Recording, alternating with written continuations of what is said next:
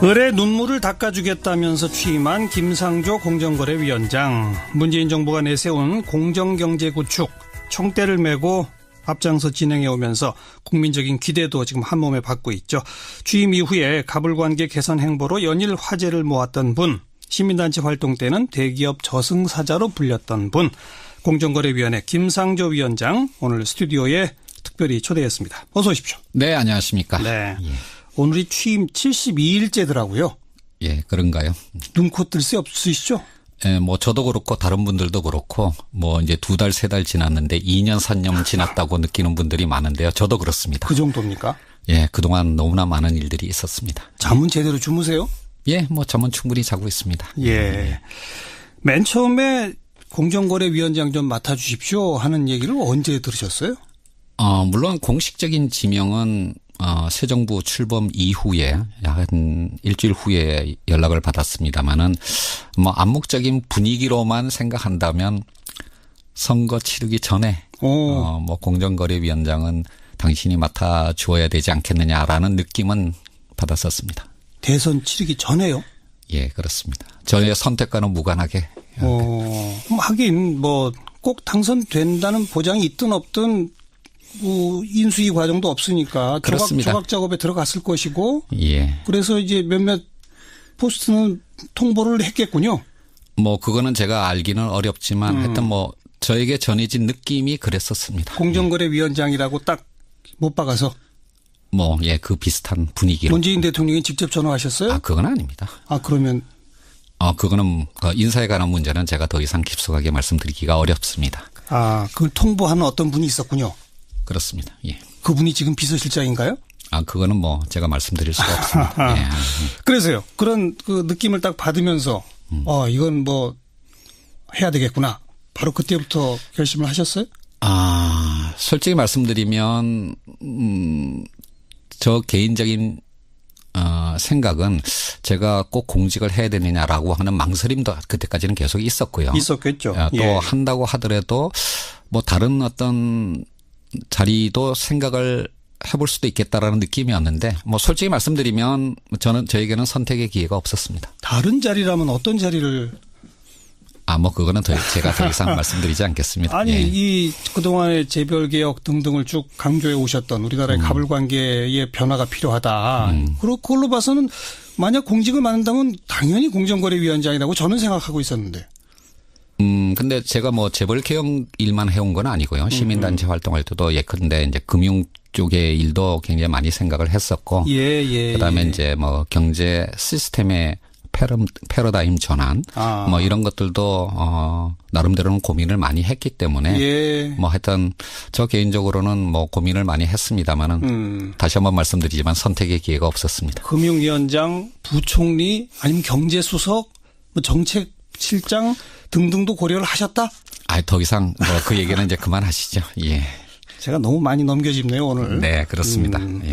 그래, 72일 동안 뭐가 제일 보람찼고 뭐가 제일 힘들었습니까? 제일 보람찬 일은 국민들께서 시민들께서 그동안 공정거래위원회가 뭘 하는 데인지도 아마 잘 모르셨을 것 같아요. 맞아요. 그렇지만 요즘은 이제 제가 길거리를 다니다 보면 인사하시는 시민들도 굉장히 많으시고요. 또 공정거래위원회가 이렇게 중요한 기관이고 이렇게 많은 일을 할 수 있는 기관이다라는 말씀을 많이들 해 주시는데요. 그만큼 공정거래위원회가 제대로 역할을 해서 우리나라의 시장 경제를 공정하게 만들 수 있다라는 희망을 가지시게 된 것이 가장 보람찬 일이 아니었는가라고 생각을 합니다. 가장 어려웠던 일은 뭡니까? 제가 그 시민운동을 할 때는 사실 언론이나 이제 국회의원분들하고 굉장히 이제 친숙하게 지냈었는데요. 그렇죠. 그런데 이제 딱 공직을 맡았다 보니까 갑을 관계가 완전히 바뀌어서 제가 정말로 이제 언론과 의원님들 앞에서는 을을 일 수밖에 없다라는 것을 절감하고 있습니다. 이게 가장 어렵습니다. 청문회 때부터 그랬죠. 그렇습니다. 예. 요즘 조금 아까 우리 국민들께서 공정위가 이런 일을 하는구나. 또 우리 사회가 좀 좋아질 수 있구나. 희망을 갖게 되는 것이 보람차다 했는데 그래서인지 공정위 문을 두들기는 민원이 끊이지 않는다면서요. 뭐 월간 민원 건수로 따져본다면 최근에 민원 건수가 작년에 비해서 2배로 늘어났습니다. 그리고 그 중에 절반은 사실은 공정위 소관이 아닌 민원들도 많았습니다. 이제 그만큼 이제 공정위에 대한 기대가 크다는 것을 느낄 수가 있는데요. 네. 다만 이런 현상을 보면서 저는 굉장히 우려를 하고 있습니다. 왜냐하면 물론 저희 공정위가 국민들의 민원을 귀담아 듣고 예. 해결할 수 있는 방안을 고민을 해야 되겠지만 그 모든 민원을 개별 민원을 다 일일이 해결해 드릴 수는 없는 거고요. 예. 또 그렇게 가는 게 바람직하지도 않습니다. 공정위는 사회적 중요한 의미를 가지는 집단 민원이나 또는 어떤 시장의 변화를 미리 분석을 해서 그것을 해결하는 방안을 찾고 그것을 법제도로 연결하는 그런 정책적인 역할을 해야 되는데 예. 지금 솔직히 말씀드리면 공정위의 직원들은 그런 어떤 민원 사건들을 해결하기 위해서 거의 밤을 새다시피 하고 있습니다. 아이고. 이제 그래서 이거는 인원을 늘린다고 해결되는 문제는 아닌 것 같고요. 그래서 저희 공정위에서는 이런 민원들을 보다 효과적으로 해결할 수 있는 그런 다른 어떤 많은 방법들을 좀 강구하려고 하고 있고 이제 네. 이것을 법 집행 체계 개선 TF라는 데서 논의를 하고 있습니다. 예를 들면 예. 그런 어떤 개별 민원 같은 경우는 공정위가 독점하는 것이 아니라 지자체에 위임을 함으로써 그런 어떤 간단한 어떤 조사나 과태료 부과 등의 처분은 사실 공정위보다도 지자체가 더 잘할 수 있는 부분도 있기 때문에 이제 그런 어떤 권한들을 위임하거나 이양하는 방안에 대해서도 고민을 하고 있고요. 아마 조만간 서울시나 경기도하고는 MOU를 체결할 계획도 갖고 있습니다. 예. 그리고 국민권익위원회 뭐 이런 등등의 또 민원 처리가 고유 기능인 기관들이 따로 또 있지 않습니까? 네, 그렇습니다. 지금은 사실은 이제 일반 시민들께서 공정위로 직접 민원 전화를 하시는 경우들이 많은데요. 예.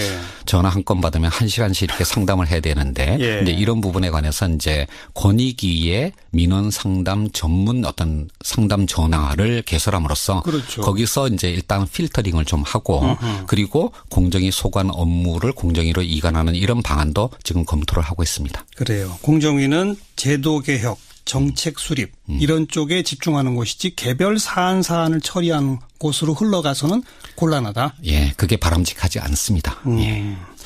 그 다른 기관들하고의 협조나 이런 거는 잘 됩니까?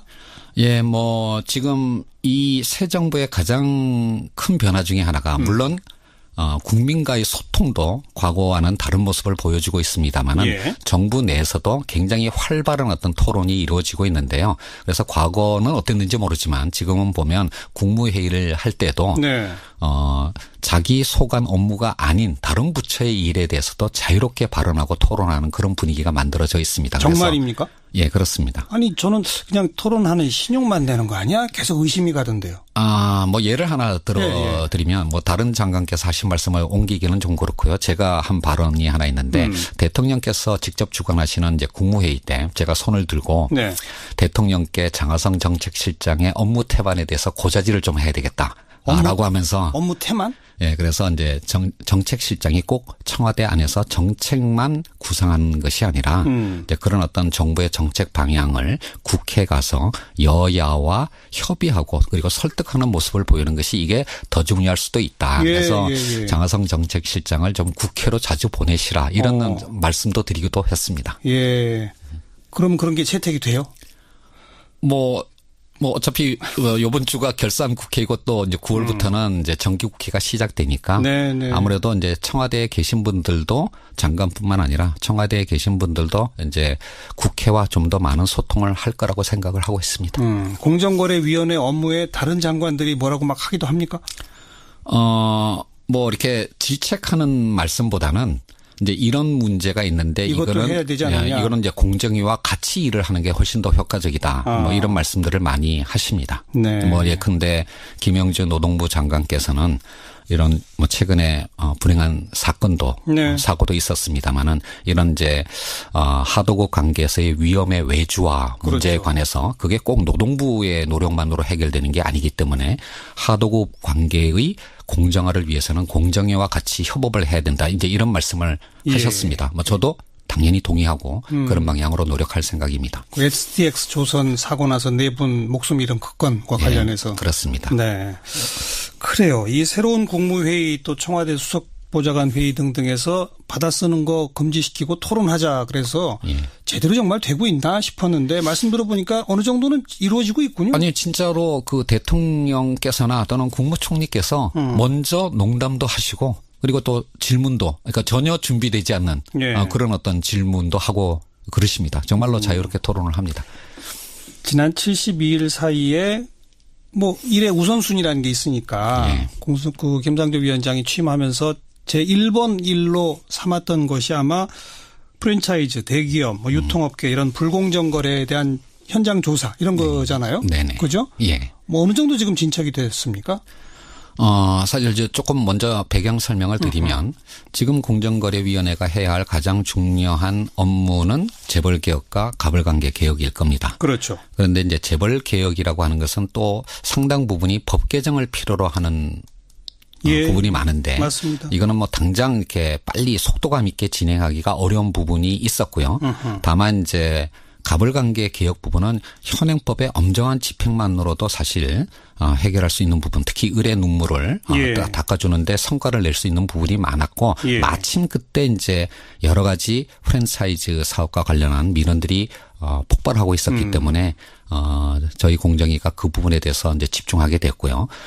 먼저 가맹사업, 그러니까 프랜차이즈 사업에 대한 대책을 발표하면서 주요 50개 가맹본부에 대한 지금 실태 조사를 하고 있고 예. 두 번째로는 이제 유통업에 대한 예. 또 이제 대책도 발표하면서 또 그 관련 업계의 목소리를 듣기 위해서 9월 초순경에 관련 협회와의 미팅도 준비를 하고 있습니다. 예. 그리고 이제 하도급 분야 그다음에 대리점 분야 이렇게 가벌관계가 나타나는 주요 4개 영역에 관해서 차례대로 대책도 마련하면서 또 관련 업계의 목소리를 들어서 상생 협력을 모델을 만들어가는 그런 네. 방향으로 노력을 하고 있습니다. 그 사이에만 불공정 제재 건이 23건이고 이 가운데 9건이 검찰에 고발됐습니다. 예.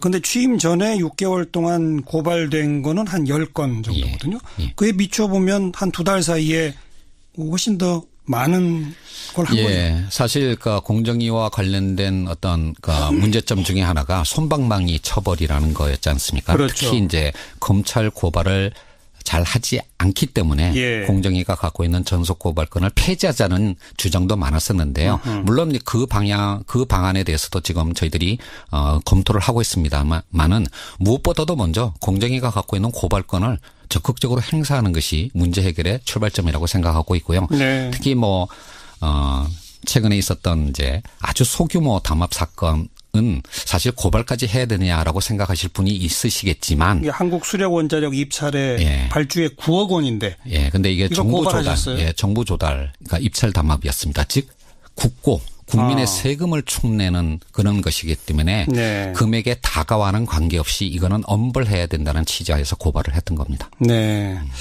그리고 이제 고발하지 않은 거는 과징금 뭐 이렇게 가잖아요. 네. 근데 과징금 액수가 너무 적잖아요. 그게 지금 공정위가 갖고 있는 과징금 고시라는 것이 있습니다. 거기에 정해진 대로 할 수밖에 없는 것이고요. 그거 바꾸려면 법 개정이 필요합니까? 그러니까 그 과징금 부과의 상한은 법에 정해져 있습니다. 그리고 이제 그 상한 하에서 가중하고 감경하는 여러 가지 사유들이 있고요. 예. 이제 그런 것들은 공정위가 자체 규정을 통해서 이제 조정할 수 있는 부분도 있는데 그 동안은 상한 자체도 낮았지만 그렇죠. 가중 감경에 어떤 일관성이 없는 부분도 많았습니다. 이제 네. 이런 부분에 관해서 지금 공정위가 이 과징금 부과의 엄정성도 높이면서 동시에 선진국에 비해서 너무 낮게 설정돼 있는 이 과징금의 상한 자체를 올리기 위한 법 개정 작업까지도 같이 하고 있습니다. 준비하고 계시다. 예. 네. 그리고 뭐 일부 보도에 따르면 내년부터는 TV 홈쇼핑, 예. 그다음 기업형 슈퍼마켓, 예. 집중 점검 대상을 이렇게 다 예고를 하시더라고요. 예. 그런 이유가 있나요? 사실 긴급 불시 점검해야 되는 거 아니에요? 원래 이미 하고 있는 부분이 있기 때문에 이제 그 순차적으로 가는 것이고요. 다만 요 얘기는 이제 유통업 대책 쪽에 나온 것인데 우리나라의 유통 산업을 보게 되면 뭐 대리점에서부터 시작해서 가맹점 또 그다음에 TV 홈쇼핑 또는 전자상거래 등 세상에 존재하는 모든 형태의 유통 채널이 다 한꺼번에 존재합니다. 그렇죠. 정근대적인 부분도 있고 최첨단의 부분도 있는데 이 각각의 유통 채널들이 다 특성들이 다르기 때문에 그 유통 채널별로 특히 민원이 많이 발생하는 유통 채널에 대해서 집중적으로 실태 점검을 하고 법 집행을 하는 그런 어떤 계획을 갖고 있습니다. 그래서 최근에 와서 이 SSM이나 또는 그러니까 TV 홈쇼핑 쪽에 이미 한 번은 했습니다만은 그동안 또 추가적으로 하지 않은 부분이 있고 민원이 많이 발생하기 때문에 내년에는 집중적으로 이 분야에 대해서 살펴볼 계획을 갖고 있습니다. 네. 좀 아까 말씀하시면서 공정위의 두 가지 큰 과제, 재벌개혁과 가불관계 개혁이다. 먼저 법 개정 없이도 할 수 있는 가불관계 개혁부터 집중하고 있다. 이러다 보니까 김상조 위원장 기운이 빠졌나? 재벌개혁은 이제 안 하나? 뭐 이런 시각도 다 여기저기서 나옵니다. 예. 계획은요? 일단 대통령 공약에도 있었습니다만은 지금 이제 공정위의 기업 집단국 신설이 거의 이제 작업이 마무리가 됐습니다. 그래서 그동안 이제 하나의 과로만 존재했었는데요. 그러다 보니까 제한된 인원을 가지고 뭐 실태 조사도 제대로 못했고 또 뭐 법제도 개선도 제대로 못한 부분이 있었습니다. 그러다 보니까 국회에서 좀 딱딱한 법률을 가지고 재벌 개혁을 하려고 하는 그래서 또 성과를 내지 못하는 이런 악순환이 있었는데요. 물론 법 개정도 필요하겠습니다만 일단 기업 집단국 신설을 통해서 재벌들 각 그룹별 어떤 특성에 맞는 어떤 방안들을 살펴보고 그리고 현행법을 엄정하게 집행하는 노력을 하면서 그 속에서 과연 합리적인 재벌 개혁 제도 개선 방안이 무엇인가 이제 이런 것들을 고민하면서 순차적으로 가려고 하는데요. 이런 저의 신중하고도 합리적인 어떤 접근 방법을 김상조의 재벌 개혁 의지가 후퇴한 거 아니냐 너무 말랑말랑해진 게 아니냐라고 하는 또 우려들이 있어서 제가 그 부분에 관해서 그렇지 않다라는 저의 의지를 드러내기 위해서 이제 모 언론의 인터뷰 과정에서 정부의 재벌개혁 의지 또는 김상조의 재벌개혁 의지에 대해서 의심하지 말고 도전하지 말라라는 조금 과격한 표현을 쓴 적도 있습니다. 뭐 비슷한 인터뷰에서 재벌개혁하면 크게 두 가지다. 지배구조 개혁이 필요하고 사익 편취를 근절을 시키는 것이 필요하다. 그렇게 언급하셨던 걸 제가 본 기억이 있는데. 뭐 좀 약간은 부정확한데요. 하나는 이제 경제력 집중을 억제하는 파트고 또 하나는 이제 지배구조 개선 특히 이제 사익 편취와 관련된 그런 부분이라고 할 수가 있는데. 제가 경제력 집중을 빼고 나머지 두 개를 하나를 두 개로 나눴군요. 근데 이제 경제력 집중 문제는 사실 우리가 보통 30대 재벌이라고 하지만 상위 4대 재벌이 사실은 경제력 집중의 가장 중요한 부분이고요. 그렇죠. 그래서 거기에 대해서 집중하겠다라고 하는 이제 말씀을 드린 거고. 그렇죠. 그 지배구조 개선 특히 이제 사익 편취와 관련해서는 이거는 그룹의 어떤 규모 크기와는 관계없이 현행법을 엄정하게 집행하는 방향으로 갈 것이고. 이건 법 개정 필요 없이도 일감 몰아주기는 철저히 단속하면 되는 거잖아요. 이미 이제 뭐 공정거래법에 이와 관련된 법 규정들이 다 있고요. 그래서 저희 공정위가 이미 올해 초에 업무 계획을 세워서 45개 그룹에 대한 서면 실태 조사 작업을 다 완료를 했고 그중에서 좀 혐의가 중하다고 생각되는 그룹부터 지금 직권 조사에 들어가 있고요. 순차적으로 조사를 할 계획입니다. 제일 혐의가 중에서 직권조사에 들어간 데가 어디입니까? 뭐 이거는 이미 언론에 보도가 됐습니다만은 이제 할인 그룹이 일감 몰아주기와 관련한 첫 번째 직권조사 대상 그룹이었습니다. 자, 이와 같이 재벌개혁, 가불관계개혁 이런 어떤 방향을 제시하시면서 취임 초기에 공정위가 칼을 휘둘러서 정부가 끌고 가서 라기보다 재계가 좀 자발적으로 자율적으로 좀 개혁에 동참해달라 뭐 그런 얘기를 많이 하셨잖아요. 실제로 좀 재계의 변화가 있습니까? 사실 이제 개혁 전략은 신중하게 고민을 해야 되는데요. 한국 경제가 고도 성장하고 재벌들이 돈을 잘 벌고 있다면 조금 더 급하게 개혁을 추진할 수도 있을 것 같은데 뭐 다들 아시는 것처럼 지금 세계 경제나 한국 경제는 굉장히 어렵고 재벌들도 일정 부분은 부실 징후를 보이는 그룹들이 꽤 있습니다. 이런 상황에서 너무 급격하게 접근하는 것은 오히려 득보다도 실이 더 클 수 있다고 생각을 하고요. 따라서 이제 제가 재계 관계자분들을 만났을 때 인내심을 가지고 기다릴 테니까 지배구조 개선이나 또는 이제 그 거래 관계 하도급 거래 관계 등에서 좀 자발적인 어떤 개선의 모습을 보여달라라고 당부를 드렸고 그렇지만 너무 오래 기다릴 수는 없다라고 하는 또 경고의 말씀도 드렸습니다. 그래서 실제 현장에 직원들이 가보면 네. 기업들이 알아서 스스로 그렇게 하도급 구조라든지 이런 걸 좀 변화시키는 뭐가 이제 보여요? 뭐 국민들께서 체감할 수 있을 정도로 큰 변화가 지금 나타난 것은 아니지만 그럼에도 불구하고 지금 재계에서는 이 정부가 바뀌고 또 공정위가 바뀌고 있다라고 하는 것은 확실하게 인식을 하고 있는 것 같고요. 예. 그래서 여러 가지 어떤 문제점들을 해결하기 위한 방안을 찾고 있다라고 제 스스로는 느끼고 있습니다. 예를 들면 예. 그동안 하도급 거래 관계에서는 원사업자, 그러니까 대기업과 1차 협력업체의 관계만 주로 이제 관심을 가졌었는데요. 예. 제가 이제 관계자들을 만나서 그런 어떤 하도급 거래의 개선이 2차, 3차, 그러니까 중소기업들과의 이제 밑에 있는 그런 거래 관계까지 좀 효과가 미칠 수 있도록 그런 부분에까지 신경을 써달라라고 말씀을 드렸는데 네. 요즘 이제 많은 그룹들에서 변화가 있어요? 예, 2차, 3차 협력 업체 하도급 관계에 대해서도 실질적으로 좀 뭔가 이렇게 도움을 줄 수 있는 방안을 스스로 찾으시려는 모습을 보이고 있습니다. 네. 굉장히 긍정적인 어떤 모습이라고 생각을 합니다. 그게 바람직하죠. 재계를 알아서 고치는 게 정말 더 좋은 거죠. 일일이 적발하고 때리고 이것보다 말이죠. 세상을 바꾸는 방법은 여러 가지가 있겠습니다만은 법으로 강제하는 것만이 능사는 아니라고 생각을 맞아요. 합니다. 예. 네. 자, 마침 또 내일이 이재용 삼성전자 부회장에 대한 선고일입니다. 근데 그 예. 재판 과정에 김상조 위원장이 이건 이제 위원장으로서의 공식 업무가 아니지만 증인 출석까지 하시지 않았습니까? 예. 내일 선고 어떻게 예측하세요? 정말은 결과는 예측 불허입니다. 삼성 특검 당시, 그러니까 김영철 변호사의 양심 고백이 있었을 때도 예. 저는 유죄를 확신했습니다만은 1, 2, 3시 모두 무죄가 나왔습니다. 뭐 저희 예측이 맞는다는 보장이 없기 때문에요. 내일 결과를 지켜봐야 될 것 같습니다. 그래도 내심 어떻게 예측하십니까? 물론 주요 혐의들 모두가 무죄가 되는 일은 없을 거라고 생각을 합니다. 뇌물죄는요? 그게 핵심인데. 그거는 정말 그게 가장 관건이고요. 그거에 대해서는 정말 예측 불허라고 생각을 합니다. 네. 예, 지켜봐야 되겠습니다. 예. 네. 자, 이제 정기국회에서는 법 개정을 많이 해야만 지금 공정거래위원회가 대책 발표해 내온 것도 실제 제도화될 수 있거든요. 예. 야당들의 협조 어떻게 얻어내실 건지 마지막 한 말씀.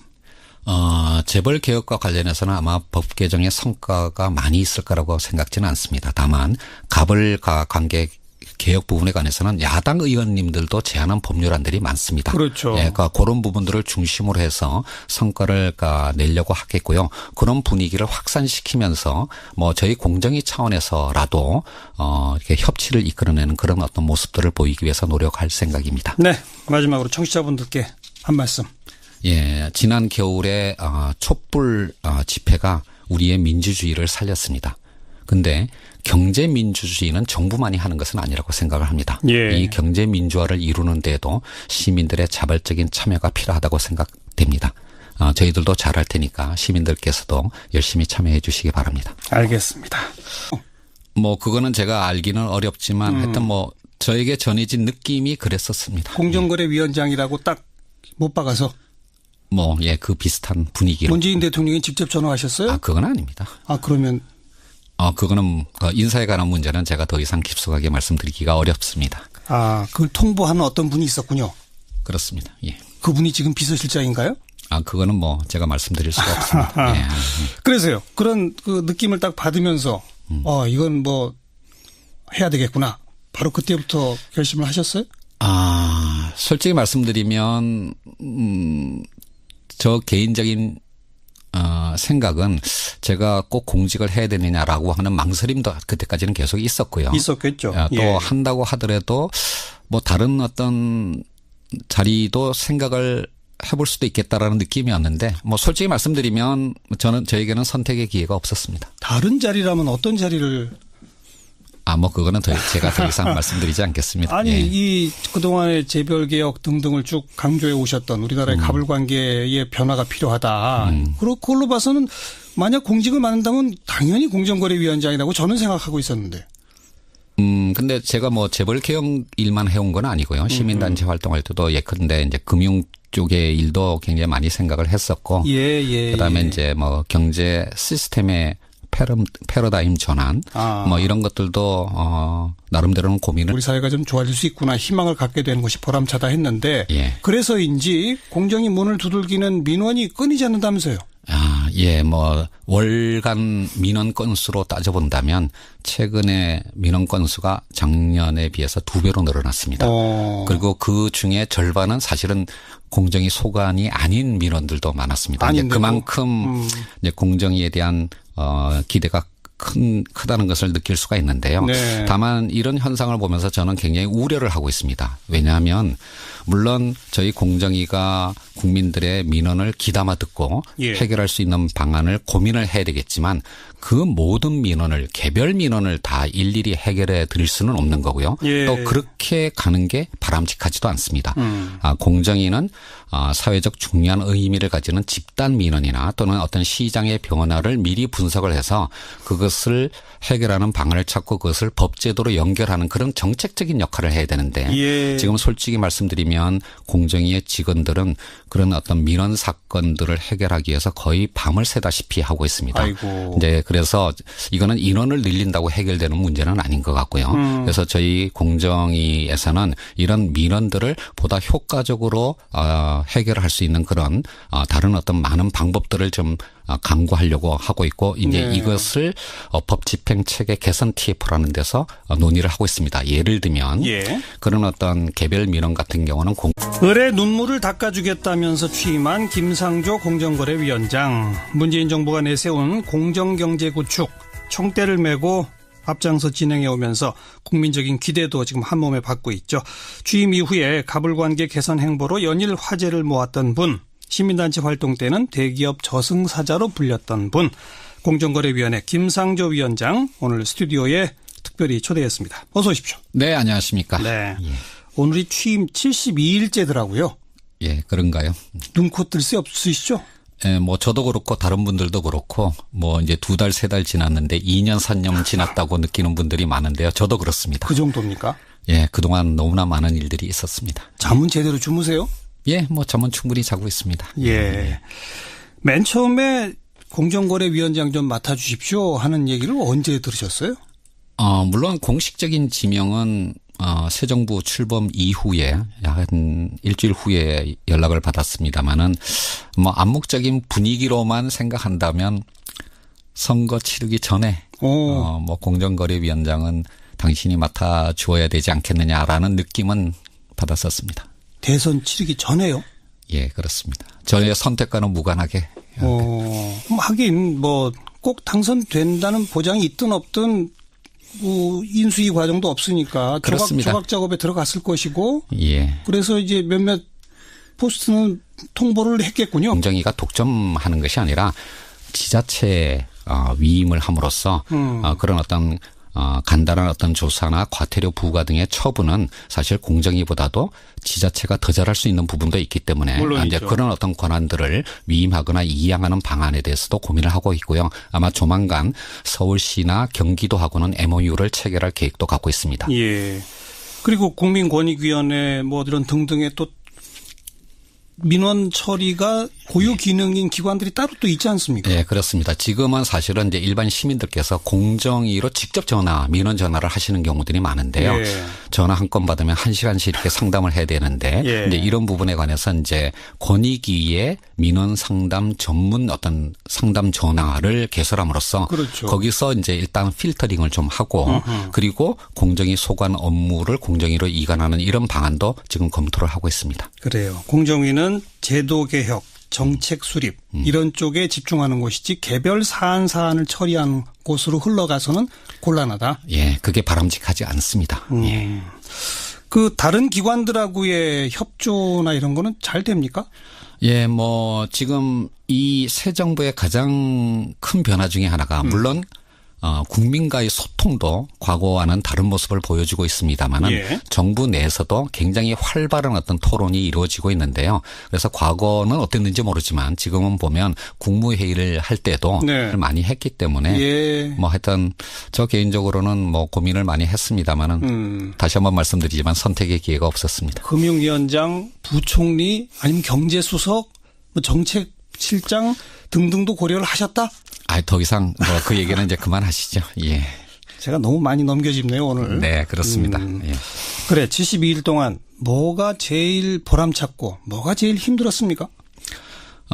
제일 보람찬 일은, 국민들께서, 시민들께서 그동안 공정거래위원회가 뭘 하는 데인지도 아마 잘 모르셨을 것 같아요. 맞아요. 그렇지만 요즘은 이제 제가 길거리를 다니다 보면 인사하시는 시민들도 굉장히 많으시고요. 또 공정거래위원회가 이렇게 중요한 기관이고 이렇게 많은 일을 할 수 있는 기관이다라는 말씀을 많이들 해 주시는데요. 그만큼 공정거래위원회가 제대로 역할을 해서 우리나라의 시장 경제를 공정하게 만들 수 있다라는 희망을 가지시게 된 것이 가장 보람찬 일이 아니었는가라고 생각을 합니다. 가장 어려웠던 일은 뭡니까? 제가 그 시민운동을 할 때는 사실 언론이나 이제 국회의원분들하고 굉장히 이제 친숙하게 지냈었는데요. 그렇죠. 그런데 이제 딱 공직을 맡다 보니까 갑을 관계가 완전히 바뀌어서 제가 정말로 이제 언론과 의원님들 앞에서는 을을 일 수밖에 없다라는 것을 절감하고 있습니다. 이게 가장 어렵습니다. 청문회 때부터 그랬죠. 그렇습니다. 예. 요즘 조금 아까 우리 국민들께서 공정위가 이런 일을 하는구나. 또